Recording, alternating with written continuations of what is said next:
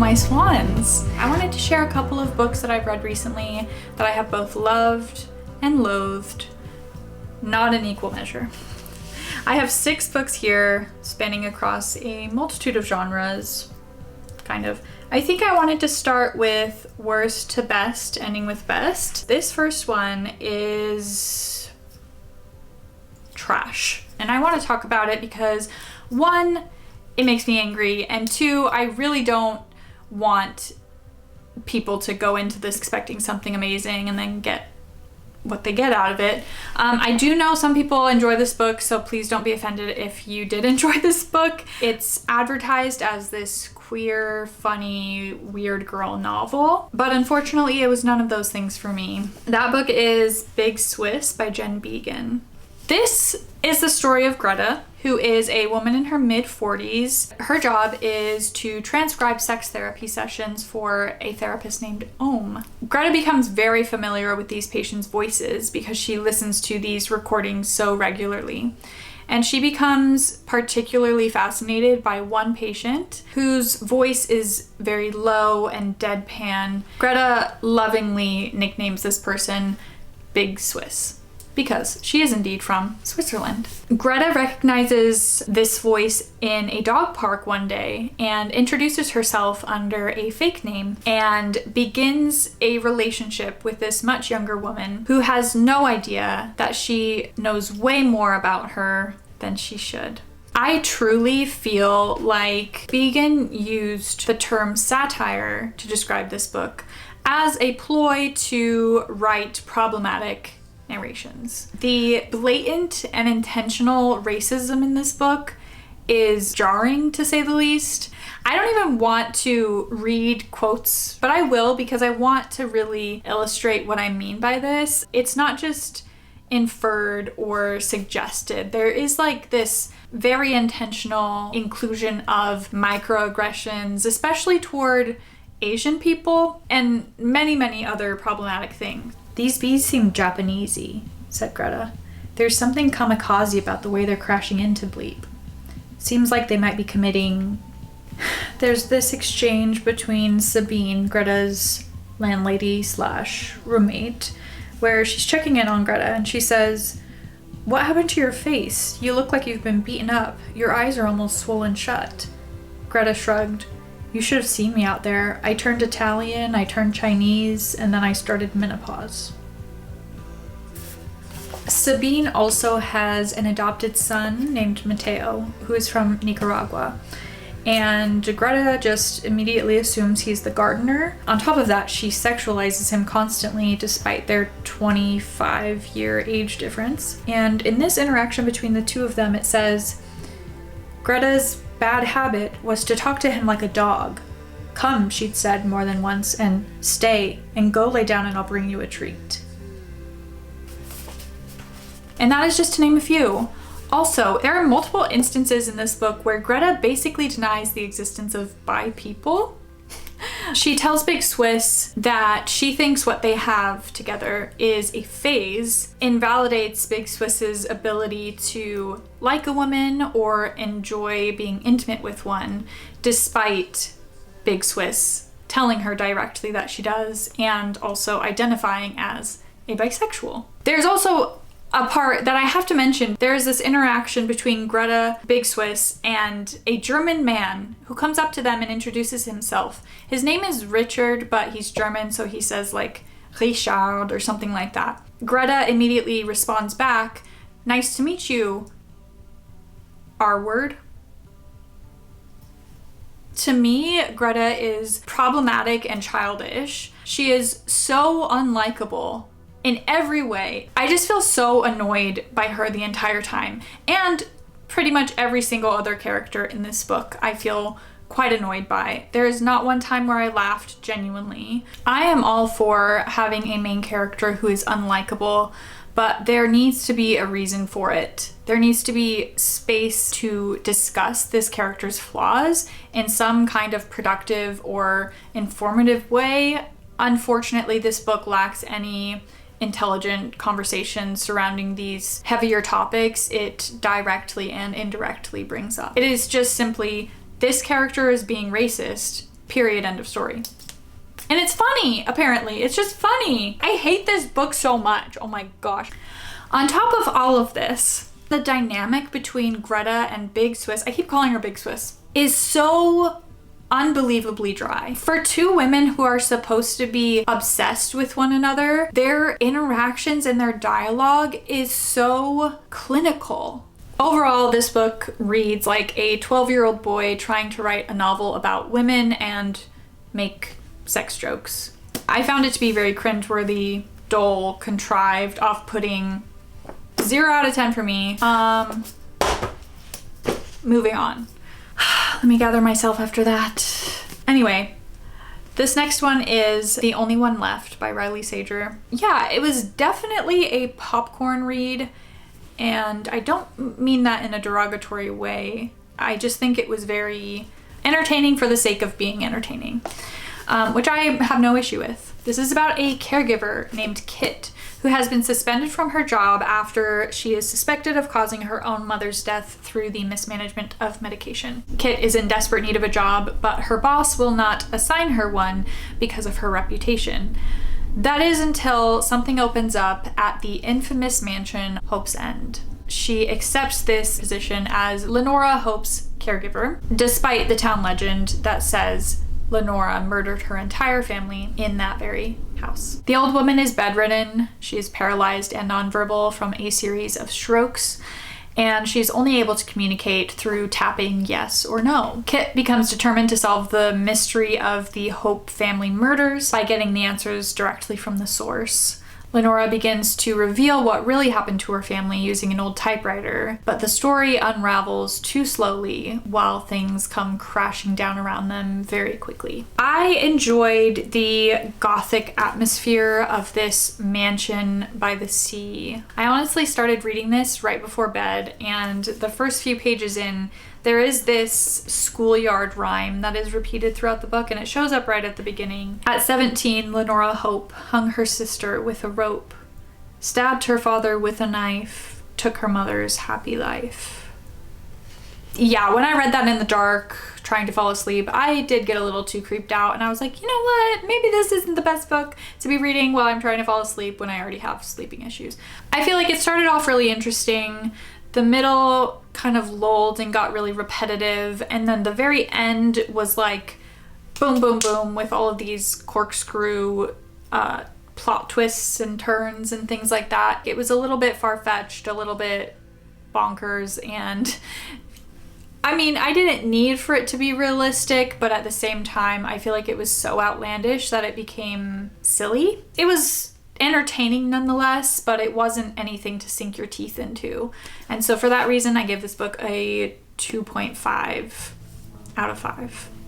Switching gears to a much more dense read, this is The Book of Form and Emptiness by Ruth Ozeki.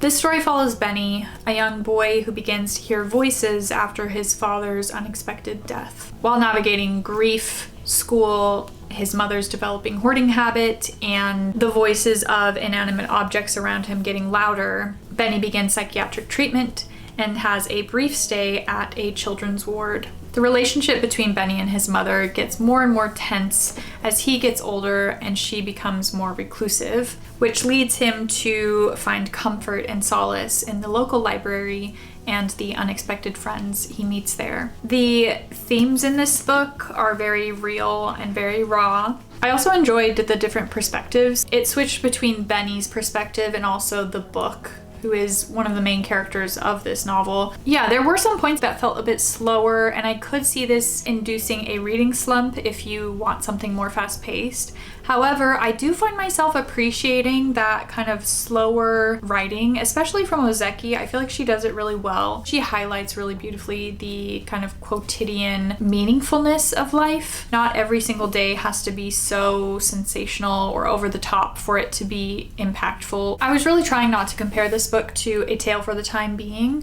which I loved so much. I related to it a lot more, and so I didn't want that to have an impact on how I saw this book. It did a little bit, I can't lie. I enjoyed A Tale for the Time Being a lot more, but right after finishing this one, I wanted to give it all the stars. I loved it so much.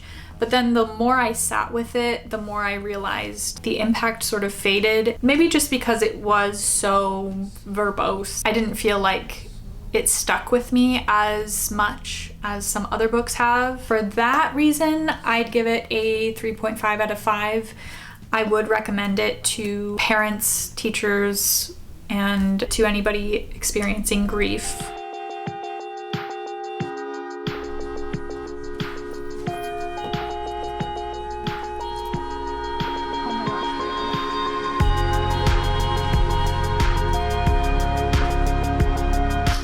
It is a new day and I'm feeling refreshed and ready to talk about my last 3 books, my favorite 3 books that I have read recently. Starting with Hungerstone. This is a retelling of the classic novella Carmilla, if you know. At the peak of the Industrial Revolution, Lady Lenore Crowther and her husband Henry are preparing to move from London to a medieval estate called Nethershaw. Nethershaw is an immense undertaking, not only because of its size, but because it is falling apart. Similarly, their 10-year marriage has soured as they have not yet had a child, and Henry has become more consumed by his work in the steel industry. In a matter of a few short weeks, Henry will be hosting a shooting party with investors. This is a very big deal, and it leaves Lenore all alone to manage and prepare the estate. During their stormy journey to Nethershaw, they come upon an overturned carriage and an unconscious woman in a white gown. Being orphaned at 12 when her parents died in a carriage accident, Lenore is overcome with grief at the sight of it and faints. When she awakes, she finds that the woman has been brought back to their home with them to rest and recuperate. Lenore enters the room to greet Carmilla, but quickly realizes that she has already met her before in a feverish dream. Confronted by her loveless marriage, a crumbling estate, and the dangerously alluring Carmilla, Lenore must accept her disappointing reality or give in to the deeply stifled hunger that Carmilla is beginning to stir up deep within her. This book really fed me exactly what I had been wanting. It's a broody, hedonistic vampire story with lust and a satisfying ending. It's hard to come by books with really truly satisfying endings. The atmosphere is definitely gothic and tense and delicious. Dunn's descriptive writing makes it very easy to visualize this dark English estate lit by candlelight. It's very moody, it's amazing. Her writing is so elegant yet accessible. I find that sometimes when books are set in a historical timeline, the writing can be a little bit hard to follow because it is so different from the way that we speak today, but I feel like this is kind of like a cross between modern literature and a classic. Being a person with ADHD, I do find that I put books down a lot and I might not get back to them, but this one did not feel that way. I was like so excited, kicking my feet. I felt like the tension between the two women built up in perfect timing. The plot twist didn't feel jarring or forced. It was very organic and it unfolded in a timeline that I think made a lot of sense. I really loved it. I thought it was beautiful and I thought it was so fun. If you're really wanting to like get a head start on the autumnal energy of August, then I think this would be a great book to pick up. This for me was a 4.5. I loved it so much. The penultimate book is Poor Dear by Claire Oshetsky. This is a much heavier book and perhaps warrants a couple of disclaimers about the content. It is quite intense. It does involve the death of a child. This is a tragic story about death, grief, and guilt. Margaret Murphy's first memory is of the day her friend Agnes died. While trying to make sense of the tragedy and come to terms with the role she may have played in it, 4-year-old Margaret begins to be followed by this ominous and troubled creature who lurks in dark corners to remind her of what she has done. Margaret finds solace in fantasies and fables that begin to muddle and mesh with her reality, making it difficult for her to recall what is the truth and what is a story. At 16, she begins to write down what really happened that day in an attempt to uncover the truth, and what she ended up writing was this book. This one is incredibly heartbreaking and tender. Oshetsky's writing is gorgeously gripping. I found myself wanting to underline every single line. It's one of those books that I could come back to and reread over and over again and still find new messages and meanings. It's set in the 1950s in a mill town in Maine. So religion, and specifically Catholicism, plays a really big part in the conversation surrounding sin and penance. It also informs how the adults in Margaret's life talk to her about the tragedy. There's also this exploration of queerness, and Oshetsky does a really cool thing and answers this question: how would a woman or a girl identify her feelings without having the language to describe her queerness? Even though it's set in the 50s, I think people who maybe grew up religious, or specifically in Catholicism, I can speak on that one, I do feel that this really hit the mark in that area. It poses a lot of good questions and also maybe offers up some really interesting insights. I really didn't expect to relate to a little girl like Margaret in the ways that I did. I wanted to just scoop her up in my arms and take care of her myself. The story was very cathartic. I would recommend it to everyone.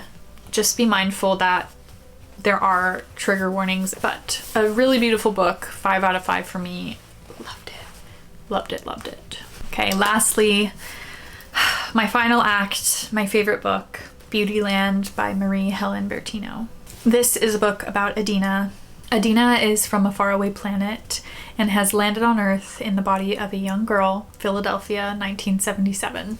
A fax machine that was thrown out with the neighbor's trash is picked up by her mother, who finds a home for it on Adina's desk in her bedroom. In her dreams, Adina begins having extraterrestrial meetings with her cosmic superiors at 4 years old, and understands that her assignment on Earth is to report back on humankind. She communicates her findings using the fax machine. We follow her journey through life as she navigates the harsh realities of living on Earth while coping with the persistent longing and loneliness of being eternally homesick. This truly is one of the most beautiful books I've ever read.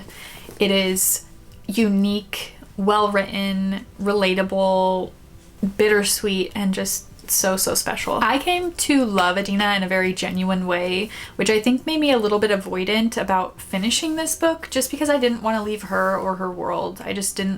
I wasn't ready for it to be over. I've never really had like a comfort book, but this is definitely that for me. The analysis of loneliness and individuality is really interesting, especially when juxtaposed with the way that Adina describes existence on her home planet. She says it's crowded and intimate like an internal city. One body, many souls. And she doesn't necessarily want to be that, but she also feels this intense loneliness on Earth. The current is too strong. Therese makes no progress. The light remains distant. She cries out. The fright of a huge suck pulls Adina through to big white. Therese regains consciousness under unfriendly lamps. Baby on her naked chest. The baby is too small. Her skin and eyes appear lightly coated in egg. She is placed under a phototherapy lamp, lit blue-green by the mothering light, yearning toward its heat. She appears other than human. Plant or marine life, maybe. An orchid or otter, a shrimp.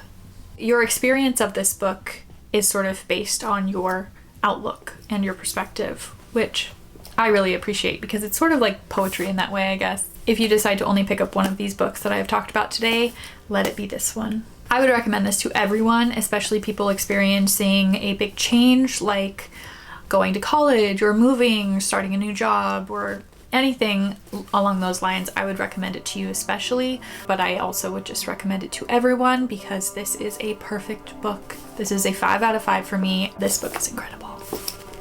I hope you enjoyed, and I can't wait to see you in another video very soon. Bye.